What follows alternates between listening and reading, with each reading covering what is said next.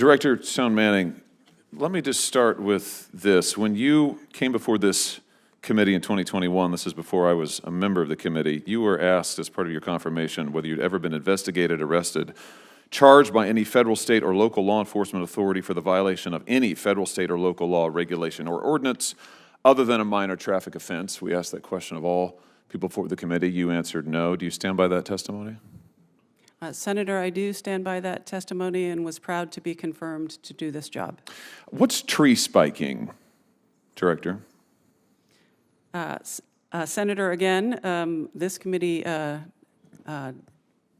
engaged quite a bit. No, that's a factual question. Do you know what it is? And I do. It is. Do you want to tell us? Go ahead. Yeah, it's when people illegally put metal objects into trees so that they prevent a timber sale. What happens if a chainsaw hits a spike? Sometimes when a chainsaw hits a spike, it can buck the saw. Yeah, violently recoil, potentially kill or seriously maim the loggers. Yeah, which is why I notified the federal authorities that I had heard that had. Loggers like, for instance, George Alexander, this is from an article on the Washington Post explaining what happens when trees get spiked. Loggers who are blue-collar workers, by the way. These are not wealthy people. These are not people who have had the advantages perhaps you and others have had. People like George Alexander, who, for example, in May 1987, at age 23, his chainsaw hit a tree spike.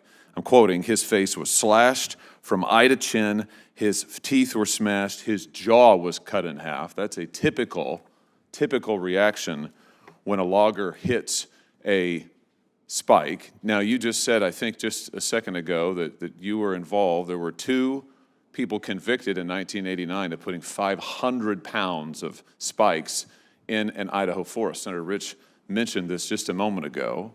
You testified you sent a letter to the Forest Service on their behalf. I have it here. The letter says, among other things, this letter sent to notify you that the post office sale, that's the forest sale in Idaho, has been spiked heavily. The reason for this action is that this piece of land is very special to the earth. It is home to the elk, deer, mountain lions, birds, and especially the trees. It goes on, I would be more than willing to pay you $1 for the sale, but you'd have to find me first, and that could be your worst nightmare. P.S. You bastards go in there anyway, and a lot of people could get hurt. Why'd you send this? Senator, as I said at the time, over 30 years ago, a really angry and turns out violent person handed me that letter and said, will you send this to the Forest Service? And you did. Why? What you just talked about in 1987 to a logger, this is 1988, 9. I understood that people could get hurt. Why didn't you notify the federal authorities? Why did you send this threatening letter on behalf of these 2 men who were convicted of crimes? I was terrified of them and wanted no involvement with them. So you wanted no involvement, but you sent a letter that says you bastards go in there anyway and a lot of people could get hurt? Why didn't you just contact the FBI or anybody, any local authority?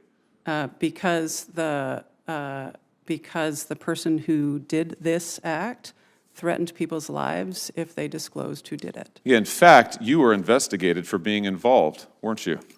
Here we have a letter sent to this committee from the special agent of the USDA Forest Service, Michael Merkley, who was in charge of the investigation. He says, and he details this in the letter to this committee, that he investigated you for your involvement.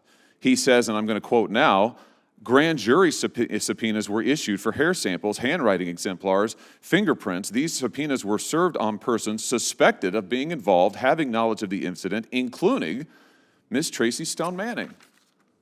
You've testified you were never investigated, ever for anything. Why'd you lie to this committee? Senator, this committee delved deeply, went into the court records where I testified against these men. Were you issued subpoenas? No. You were not issued subpoenas? I was issued a subpoena to appear before a grand jury. Really? Because about 13 here's what he people. says.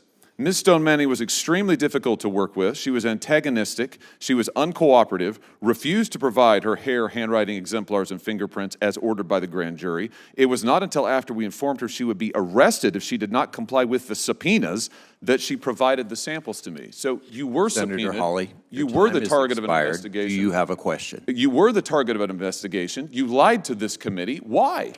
Senator, I never received a target letter. I'm curious, I understand why this committee jumped over 30 years of my career in considering my nomination and went to a salacious moment from graduate school where I tried to protect people. What I don't understand is why we're not looking at the last 3.5 years now. Here's why. Senator is because Hawley. People are killed in these kind of incidents. It is an act of terrorism. Your time is expired. A special agent in charge found that you were involved. You lied to this committee in saying that you were never investigated. Senator you were never Hawley. the target of investigation. In fact, you were. Your time You lied to us is blatantly, expired. and you know it.